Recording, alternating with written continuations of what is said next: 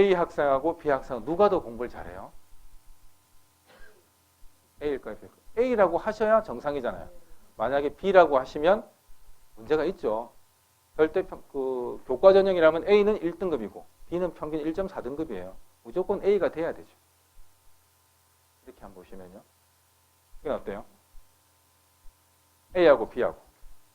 밑에 좀 보조 자료 더 나왔잖아요. 이게 대학에 다 가는 자료예요. 대학이 확인할 수 있는 자료거든요. 1학년 1학기 한번 볼까요? 어떻습니까? 이 아이는 89점으로 1이고 얘는 87점으로 2예요. 그럼 우리 알 수 있는 건 그 1등급은 88점이요. 컷이었구나. 그럼 이 아이는 운이 좋았고 얘는 운이 참 없었던 거죠. 이쪽에 오면 94와 93인데 1이고 2예요. 94는 1이었고 93이 2면 컷이 94니까 얘는 또 운이 엄청 좋았고 얘는 운이 안 좋았겠죠. 근데 여기 빨간색에 놓은데 88, 91, 87로 1인데 190, 100으로 압도적으로 1이네. 그럼 이 상황에서는 얘는 전교 1등일 거잖아요. 세 개는 압도적 1인데 여기는 좀 운이 없어서 2일 수도 있죠. 그래도 얘는 1이고 얘는 1.4예요. 근데 또 수상 보니까 장려 봤는데 얘는 장려, 우수, 최우수 점점 좋아집니다.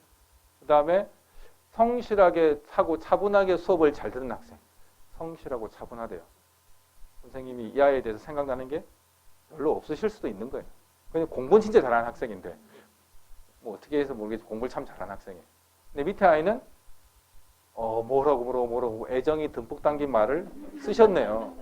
이 아이는 아마 수업 시간 적극적으로 참여 활동을 했었겠죠. 정성적 평가가 매우 좋은 학생이죠. 그럼 학종이라면 A를 뽑을까요? B를 뽑을까요? B 뽑힐 수도 있고 A 뽑힐 수도 있고 저 같으면 B 뽑을 가능성도 있을 것 같아요. 근데 어머님들 커피숍에 딱 앉으시면 이러겠죠. 와, 어느 고등학교에 1.0은 떨어지고 1.4가 붙었어. 그 대학 문제가 있는 대학이야. 라고 지금 말씀 다 하시는 거예요. 근데 실제 이런 자료를 보면 아니라고 하시잖아요. 겉으로 드러나는 그 절대적 숫자값만 보시면 교과 전형인 거예요. 종합 전형은 그렇지 않을 수도 있는, 이게 극단적으로 제가 예를 들었지만 이렇게 될 수도 있는 거예요. 그래서 1.0과 1.3, 2 별로 큰 의미가 없을 수도 있는 거예요. 이런 걸 충분히 보신다 하면 이렇게 면 B가 뽑힐 수도 있어요. 제가 B가 뽑힌다는 또 큰일 날 수도 있으니까 B가 뽑힐 수도 있고 A가 뽑힐 수도 있고 학교마다 다를 수도 있는 거겠죠. 적어도 1.0과 1.4가 비교급은 된단 말이에요. 종합에서는. 교과에서는 비교급이 될 수가 없는 거겠죠. 교과 등급 산출 기준인데 이게 입학사정관들이 학교에서 들어가게 되면 이런 화면들 다 봐요. 맨 왼쪽 거는 좀 확대를 해보면 잘 안 보이네요. 그 지원한 아이들의 평균 등급. 내가 평균 1.5인데 지원한 아이들이 평균 2.0이에요. 극과에 전 아이들이. 그럼 내 성적은 높은 편이겠죠. 1.5인데 지원 아이들 평균이 1.3이에요.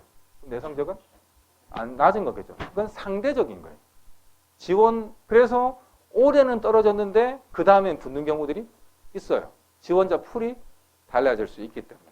그래서 내 성적만 중요한 게 아니고 어차피 우리는 상대평가고 누군가는 뽑히는 거잖아요. 뽑힌 애가 많아요? 떨어진 애가 많아요? 서울 쪽 대학은? 떨어진 많죠. 15대 1이에요.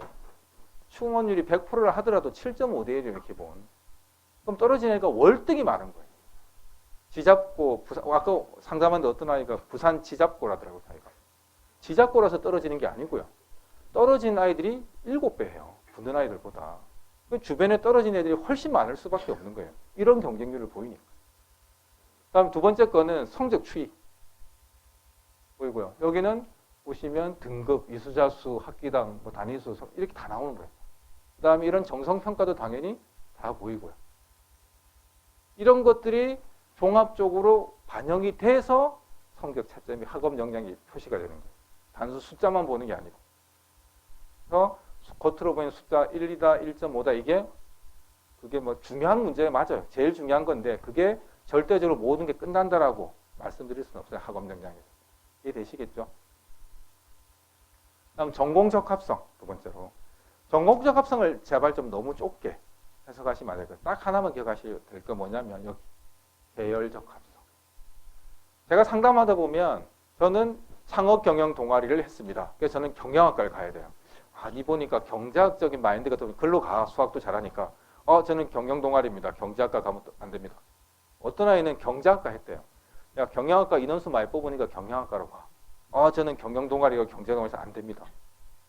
고등학교에서 경영과 경제를 구분할 활동을 했을까요? 안 했어요. 고등학교의 동아리는 지극히 제한적이에요. 몇 개 안 되고.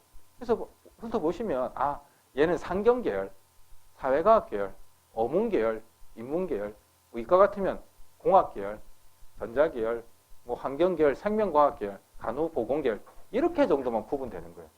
그러면 사회학과하고 신문방송학과하고 사회복지학과하고 본질적으로는 같은 과예요.